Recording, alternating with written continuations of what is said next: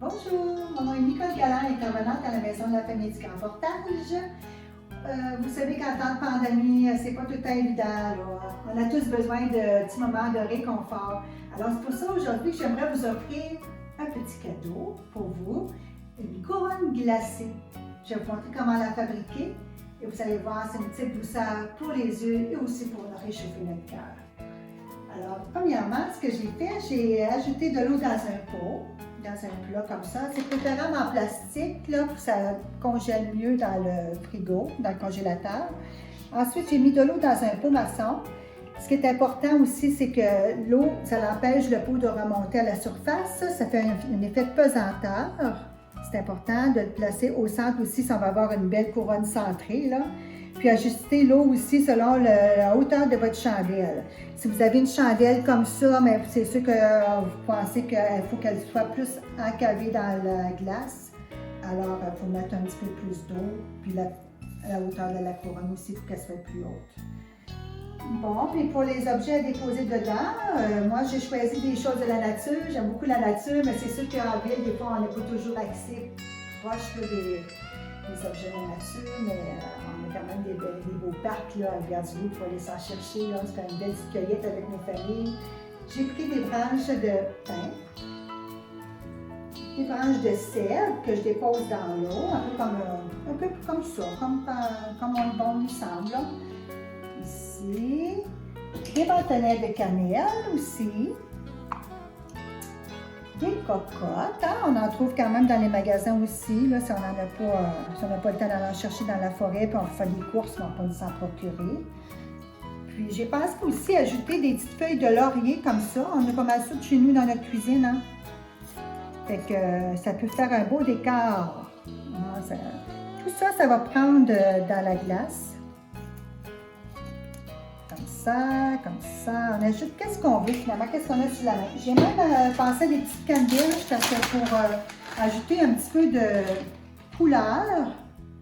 Hein, les petites canneberges, c'est sûr qu'il y en a qui vont descendre au fond de notre paume, mais c'est pas grave. Là, il va en avoir sur le dessus, il va en avoir dans le fond. On va les voir avec la transparence de la glace.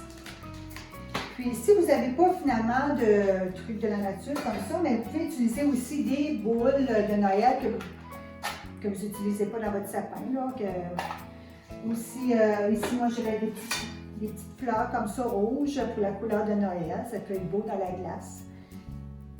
Votre enfant aussi, on peut le faire participer en lui demandant « Toi, là, qu'est-ce que tu as le goût de faire prendre dans la glace? Est-ce que tu as des petits personnages de Noël, des petites figurines que tu aimerais ajouter dans la glace? » C'est sûr que tu ne pourras pas jouer avec pendant le temps que ça va dégeler, là, mais au moins ça peut être plaisant pour eux de voir que le petit personnage est pris dans la glace, là, puis que ça va fondre, qu'on va les récupérer. Là. Alors, je vais vous montrer qu'est-ce que ça donne le résultat final, là, un coup que c'est gelé. J'en ai fait des exemples. Les déposer comme ça sur des branches, c'est super beau. Vous pouvez prendre une table patio que vous avez dans votre cour. Puis, vous installez soit des petites lumières comme ça à batterie dedans, ou j'en ai une autre ici que j'ai faite avec les objets de la nature, justement. Des lumières à batterie qui fonctionnent bien pour l'extérieur. Vous voyez la transparence de la glace que ça fait, c'est de toute beauté. Je vais essayer aussi avec du colorant alimentaire pour colorer ma couronne, l'eau de ma couronne. Faire une petite expérience comme ça. Regardez, ça donne le vert forêt qu'on voit, le colorant alimentaire, là, c'est quand même... Donc on peut ajouter aussi, installer comme un centre de table dans notre cuisine aussi, en prenant soin de mettre une lèche frite en dessous de nos branches, puis ajouter nos branches, ensuite ajouter notre couronne, fait que quand la couronne va fondre, de toute façon, ça va couler dans la lèche frite et non sur notre belle table de Noël. Et à ce moment-là, on peut utiliser des vraies chandelles. C'est sûr que ça va fondre plus vite, mais ça donne quand même une belle aperçu. Je vais vous donner un exemple. Là. Elle est un petit peu petite, ça va. On peut la placer dessus ou simplement reprendre des lumières comme ça, ici qu'on peut glisser à l'intérieur. Hein? Ou prendre un autre petit plat, un petit plat en verre, comme ça aussi, là, que ça peut être intéressant pour dans la maison. Là. Alors, c'était ça ma couronne glacée. Alors, j'espère que vous allez aimer faire l'expérience chez vous avec vos enfants, votre conjoint, tout ça. C'est très facile à faire, mais ça met vraiment de la belle couleur dans notre vie là, dans le temps des fêtes. Alors, j'en profite pour vous souhaiter un bon temps des fêtes. Lâchez prise un peu, ayez du plaisir, faites des folies, riez avec vos enfants. Puis surtout, prenez soin de vous. Alors, au plaisir, à bientôt. Bye!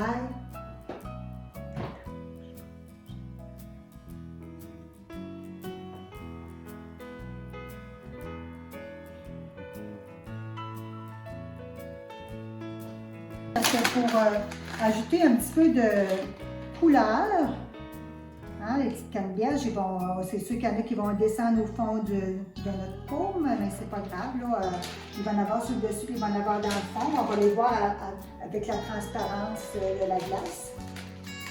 Puis si vous n'avez pas finalement de trucs de la nature comme ça, mais vous pouvez utiliser aussi des boules de Noël que vous n'utilisez pas dans votre sapin. Là, ici, moi, j'aurais des petites fleurs comme ça, rouges, pour la couleur de Noël. Ça peut être beau dans la glace.